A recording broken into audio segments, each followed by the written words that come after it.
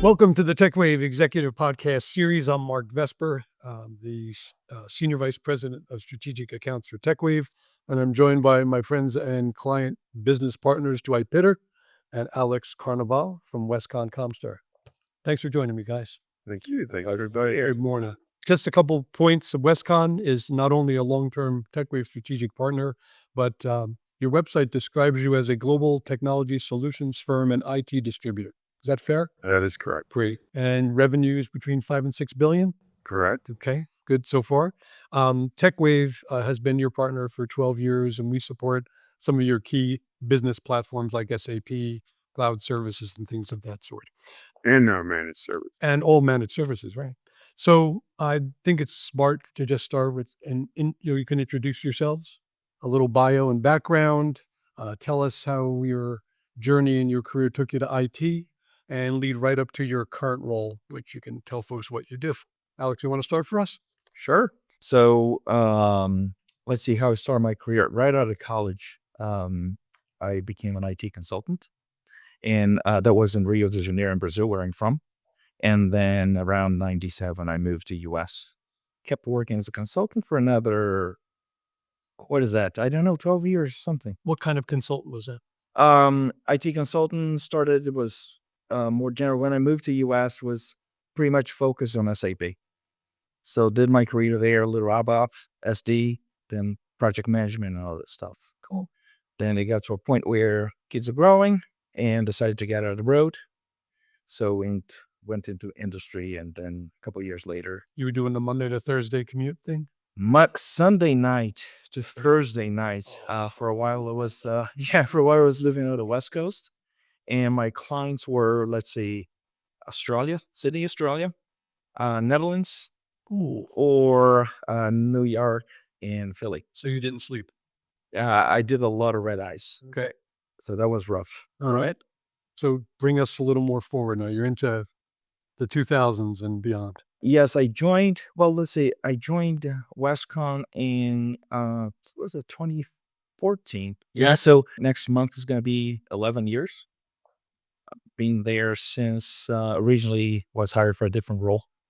To be the IT director for North America was right after the SAP implementation. And then soon after, I got an invitation to take over the SAP team with the deployments of Middle East, Africa, and Europe. Right. And then grew up in my career to take over the entire business technology, which includes then not only SAP, but at the time BI, automation, and partner integration. And you've had a promotion in the last year or so to your current role? I believe it was about 2 years ago, something like that. I was president of business technology. And basically, you make sure the lights stay on in SAP every day. Well, I had a great group of people working with me in that area. They do the hard work. I just look pretty. I like that. Thank you, Alex. He thinks he was. Yeah, right. So, Dwight, tell us a little bit about yourself. And by the way, you can see where you want to go with this is saw.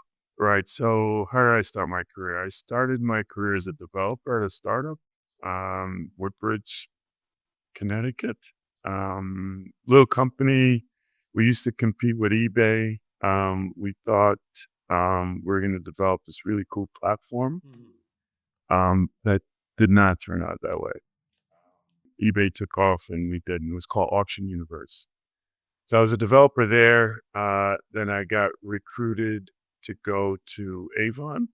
So spent about 11 years there, mostly doing projects like ERP, order management, and really got an opportunity to travel a lot, do a lot of global projects, and really got an interest into more digital. Sure. So left Avon and went to Coach, spent some time there running e-commerce, did a little bit of agency work, and then went to Wescon. I was brought into Wescon to do digital transformation. So I was head of customer technology, heading up e-commerce, as well as Salesforce and so on and so forth. So you had business technology, you had customer tech. Okay. Correct. And what are you doing today? So today I'm CIO of Wescon. Been in that role now for 10 years. And, we've seen a lot of growth in Wescon, not only from a business perspective, but also we've been really aggressive on technology and transforming the company. Yeah, and I would invite people that are listening to check out Wescon's story and go to your website and look at your growth. It's a pretty cool It is. story over the last couple of years. We don't have time to do that in detail now because it's not what we want to talk about, but it's great stuff. Okay, so you have a relationship with TechWave, as I mentioned a few minutes ago, about 12 years, right? That's right. And you know that we have integrated you into the TechWave family. And since we talk about that enough, I'm curious from your perspective, what does that mean to you? We use words like trust, right? Integrity, honor, things about how we operate and work together and how we support you. We understand our role. We're your vendor, but it's more than that. So I'm just curious, Alex, from your perspective, what does it mean to be in the family? I think the flexibility you guys provide with the types of projects that we run, we are not a massive team, either IT overall or even in my areas, right? So that flexibility, moving people around, different skill sets, I think is essential to be able to support us. We can't afford, like, I mentioned my career as a consultant. We can't afford those 100 people team in each area, Right. where there is redundancy of roles, and you ensure you have all kinds of backups and fail safes and things like that, right? So having a small team, that flexibility is just essential to be able to accomplish what we do with the team that we have. A lot of folks in the team and TechWave side and Westcon as well, but um, I think it's year our attrition is really small, and people work together, trust one another. Yeah.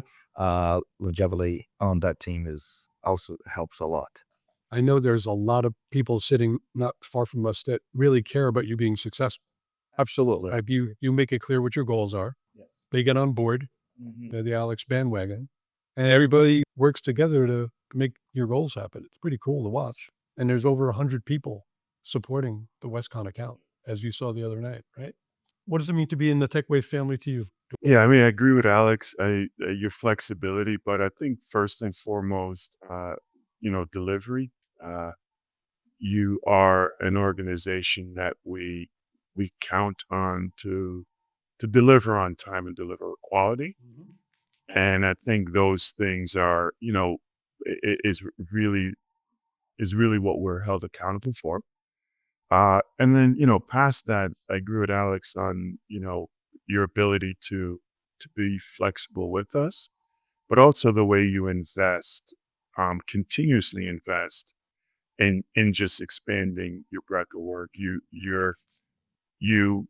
started out mostly on the business technology side, Right. but you've been very aggressive with the digital side. And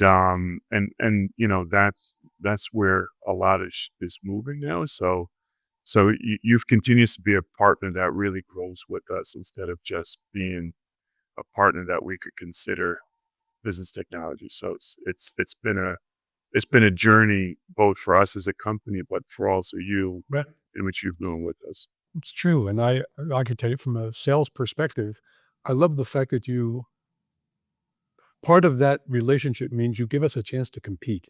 Yeah. And a vendor can't ask for anything more, right? The old Yogi Berra, you can't get a hit unless you get up to bat.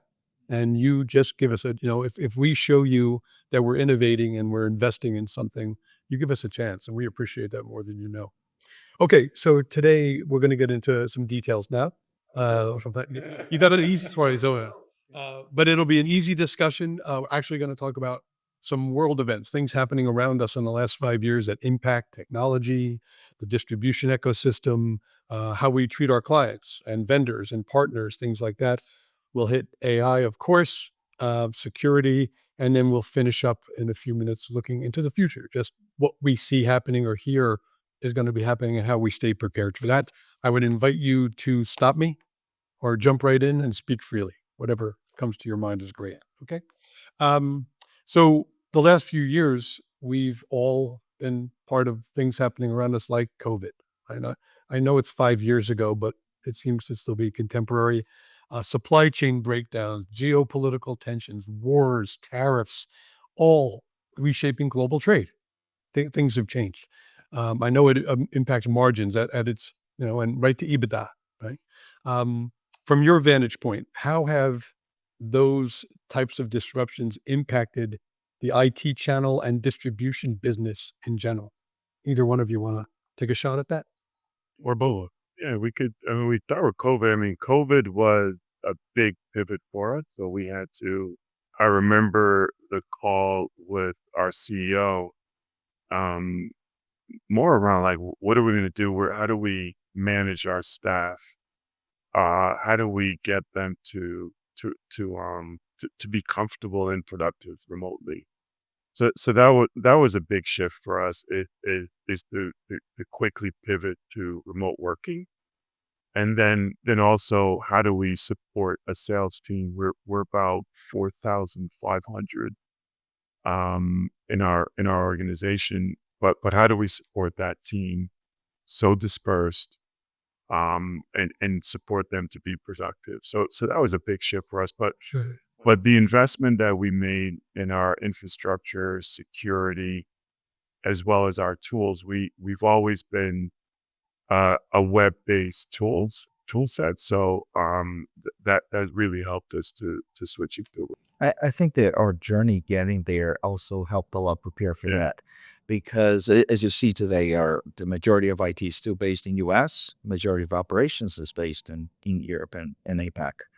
And so we always had this ability and relationship with the partners in the business to be able to work across different time zones globally. Obviously, 24/7 with a group based on Eastern Time US is not easy, right? We leverage TechWave and some other team members also in other parts of the world. But the fact that we came out just a couple of years prior to COVID out of that SAP implementation global, people got used to workshops and things like that already remotely. So I think that helped us a lot. Obviously, it was then got to a point where it wasn't by choice anymore, right? We just couldn't go places. I do feel that when things cleared out of COVID, people had that urge and that desire to start going places and meeting person again. And we've been fortunate to be able to do that wherever it made sense. Um, but so just to close on the COVID topic, I think we did quite well, right? I think for the business, it was a great boost in sales because the type of products we sold. And then for the team, I think my team in US working with Europeans and APAC and Africa, Middle East, everybody, I think it was just natural that they were able to transition. Interesting. So you said it was great for sales. I'm just going to grab that for a minute. So you're in IT, we're a services firm, and you're an expense and line item of a good controller, right? You're spending money, but you had a boost in sales. Mhm. How did these types of things like COVID and other changes impact your IT investment? Did the business say, now's the time we're going to make more investment, or did they get very conservative and hunker down? How is it handled on your budget? Yeah, there was I mean, when COVID, there was a lot of uncertainty on business. But to Alex's point, our ability to support it, it also it also made us recognize that we do have to invest in certain things, Right. which we did. So we invested in mostly digital. Yeah. Digital projects really was where our company wanted to pivot to, because those type of projects uh, really promoted, where the world was going, Right. which is, to be able to buy anywhere at any time, and to be able to transact anywhere and transact anytime. And interestingly, I mean, these disruptions cause volatility, but as humans, we tend to seek stability, right? Just things being, but these moments of disruption often are opportunities. Yep. There's things you can take advantage of, and So this is more of a visionary question, but even though we're seeking stability, do you see markets now? What is your business planning for the next 3 to 5 from the perspective of, you think are you investing now as things are going to be stable? Or are you investing with an eye towards being prepared to jump on the next disruption? How are you handling it? I think we're always trying to innovate, right? There's either getting to different markets or different types of businesses and products, and mixing a little bit here and there. Yep. And cloud being one way, different type of structuring deals in a different ways, also being something that we work on. And then we try to be competitive as well as we go onto market to deal with um, everything that vendors don't want to deal with, right? Taxations, local, local statutory requirements and things like that. We tend to be quite flexible, and I guess we got that down to a science. We've been doing it quite well. So I think we are always looking for opportunities in those areas. Yeah, we are absolutely counting on things to continuously change. Yeah. Yeah, so we expect things to be disruptive. So the only way we could stay ahead of the curve is really focus on technology and innovation. Isn't it interesting that, I mean, your internal clients is your business, right? And I'm sure they expect you to anticipate the next blank. And I always think about security and how hard it must be, Dwight, in your role, to plan for the next virus or the next malware or the next big problem that you, it's almost impossible to know what somebody is dreaming up that could impact your business in a negative way. And you're on the web, right? You, as a distribution channel, you are servicing clients in a lot of digital ways. So I know you and Prasad and the rest of your team have some sleepless nights about things like that. Let me switch gears and look externally now. So disruption, volatility, change, you're trying to anticipate it, but your vendors and partners, what are they expecting from you?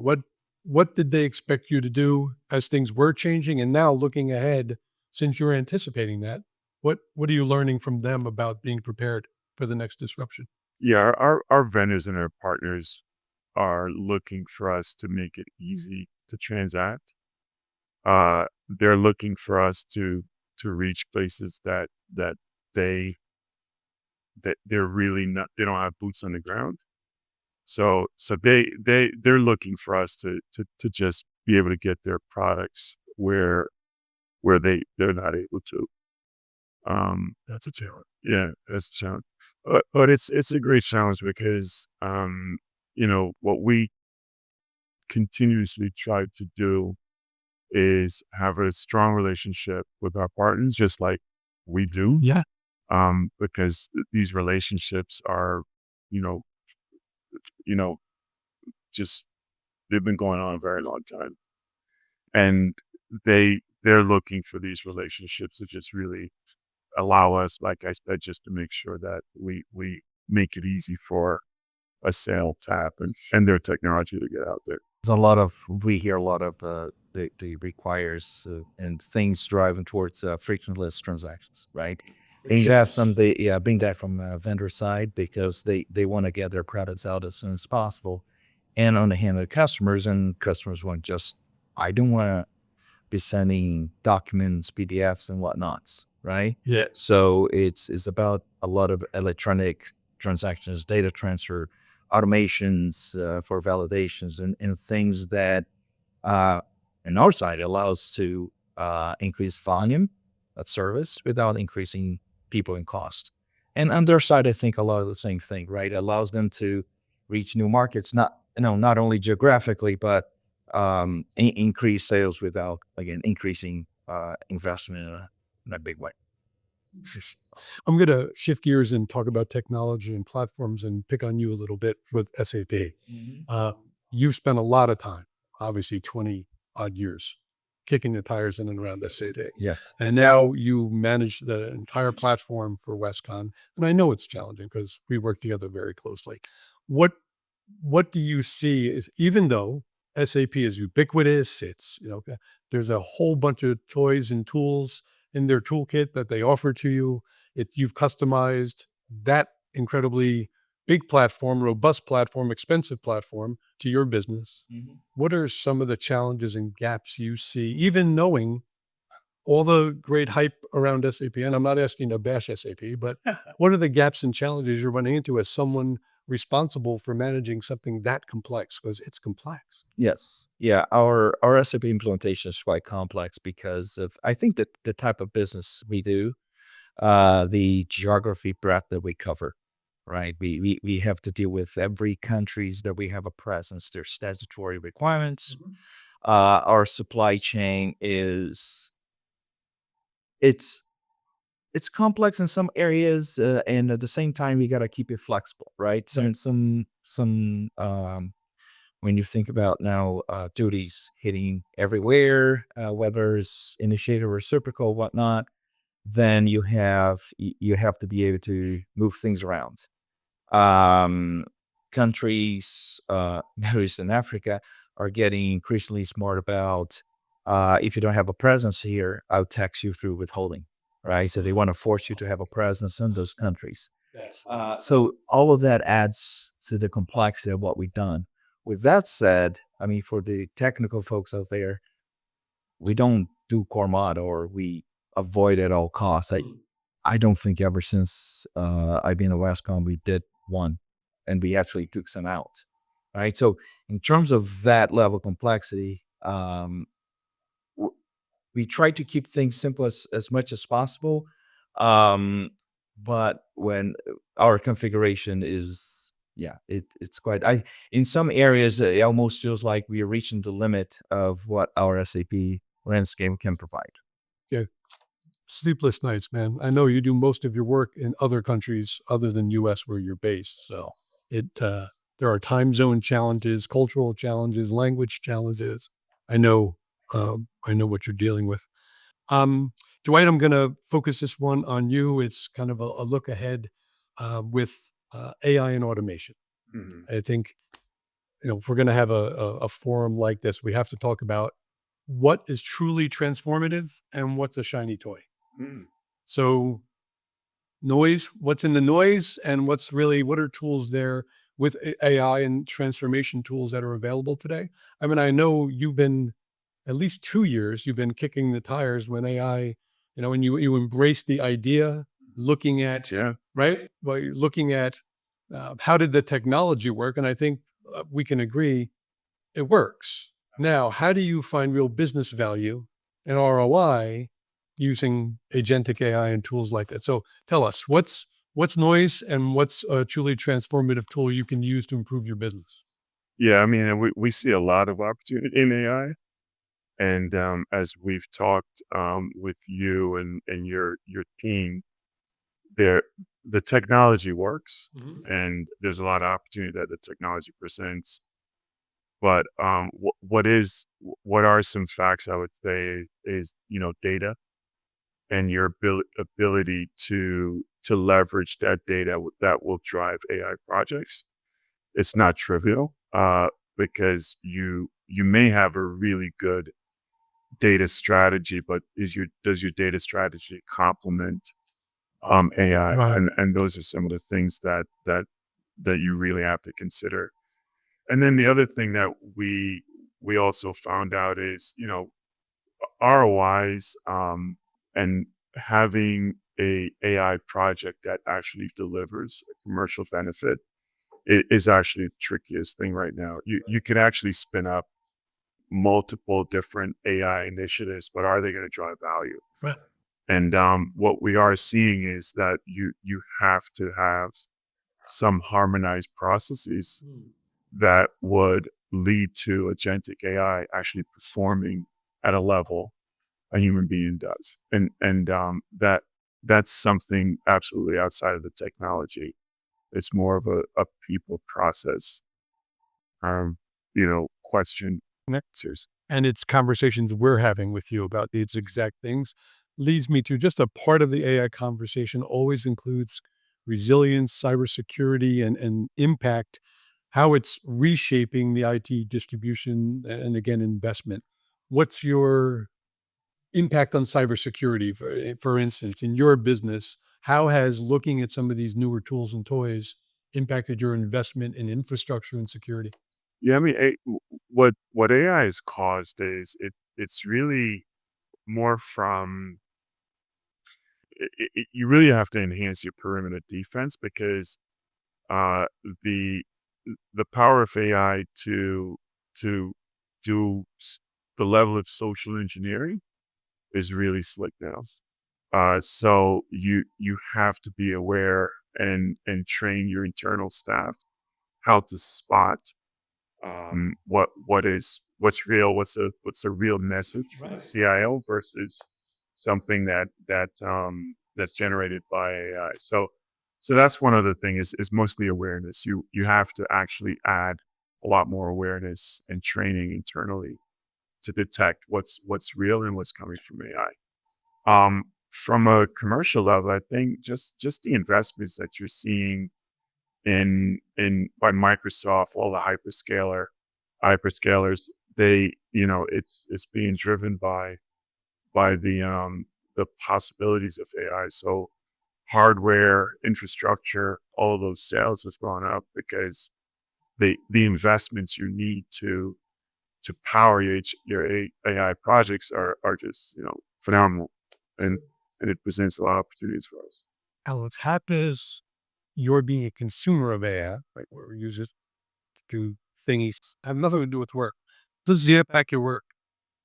Pro or I don't know. How do you resist the using AI and wondering if it's really telling you the truth? Or No. I think the hard thing is like Dwight was saying, is figure out uh where it's worth to spending your money, so to spend wisely, right? As a start, there was a lot of free tools, samples, and those things, right? All the vendors provided, whether you go to the free ChatGPT or something like that, review my code, whatever you want to do, Yep. right? So I think we are running a few proof of concepts to try to nail down exactly where and how to invest on it. Um, because one of my areas is automation, but today is all rule based, right? Right. You open up the realm of possibilities if you start throwing AI at this and have perhaps um, the agents being able to adapt to changes without having humans to recode a rule change. That would be amazing. Um, I'm not sure how if we are there yet, but that's what the proof of concepts are there for. It's true. I'm going to ask you to take a deep breath and look deeply into your crystal ball for my next question. Okay. So the next wave, what, based on everything you're reading, your peer group conversations, your CIO forums, and the people you're talking to, there's always a conversation about what's next. We have that in our own personal lives, but from a business perspective, what do you see coming as the next wave? What's going to happen? What insights do you have for us? You got to start with AI. The you know there's so much that's that I mean I believe we're at the tip of the iceberg with that technology. I think it's going to impact all of us in some way. Or so I it's hard to look past um AI and not think about where your opportunity is, whether in automation, whether it's in enhancing your partner's experience and really starting to pursue those type of projects. So the what does make it I know it's a topic that's been discussed over and over again, but I think what makes it more future proof, there's so much still untapped with it. So to be able to deliver something that adds value, that's focused on what AI has to offer, I think that's a pretty big in the future. Right. So the next wave includes part of the current wave. This is continuing to evolve. I see AI as almost unlimited potential as a consumer. As from a business perspective, we're limited by investment, by socio-political issues, by who wants to play with the shiny new toys and things like that. But we have to balance that, right? You leave your house in the morning and may have used AI in making a business decision for your home, but you go to work and you can't, right? You know the tools are there. I'm sure you have people knocking down your door, with new ideas Absolutely. to do this. So What does TechWave see as new? I'm asking the question. Only you get asked. Actually, you saw the CFC. They'll be doing a podcast here later, but some of the new deploying the technology with like we did, or the POCs with you a couple of years ago, that was fun. It was new. It was exciting. We could get answers to questions, lots of bot development, things like that. Now we're doing the same thing you are. We're looking from our business perspective. Where's the return on all these folks that we've hired to work in this area? And some of our team is pretty brilliant. There are a lot of smart developers, a lot of smart technology guys there. We're going to work with you on some of the ideas that we talked about yesterday. And I'm looking forward to that because it's important to me as someone who represents the TechWave brand every day and is more of a relationship manager that we are seen as an innovator. And I'm totally fine if TechWave decides we're not going to make major investment in AI until some other things happen. Right. But right now, there are tools available to us that we want to impress you with, but there's some balance required here in what you're really willing to do. How much of you want, a small bite or a big bite? And I think I know your decision-making and company well enough to say, we'll pursue these things together that work for both of us. Yeah. And the door is open for us to do that right now. So maybe we'll have a follow-up conversation like this and talk just about what we're doing in the world of AI together, because if we're not, we need a new wave, right? TechWave's gonna have to figure that out. Last question, easy one, but who is your favorite TechWave podcast host? Yeah, Shri Cody. Mine too. Yeah. I was just kidding. We are tremendously grateful for just a few minutes that we get to spend together. Thanks for your honest answers, your creative answers, and being candid with us. We do value your time, your contribution to the team, the fact that you give back and tell us the truth. What I, as you know, refer to the good, the bad, and the ugly, which every relationship has. But we always try to improve on mistakes that we make, and you give us a chance to compete and you handle our relationship, I feel, with great integrity. So we're thankful for that. Thank you. Appreciate you very much. Thank you. All right.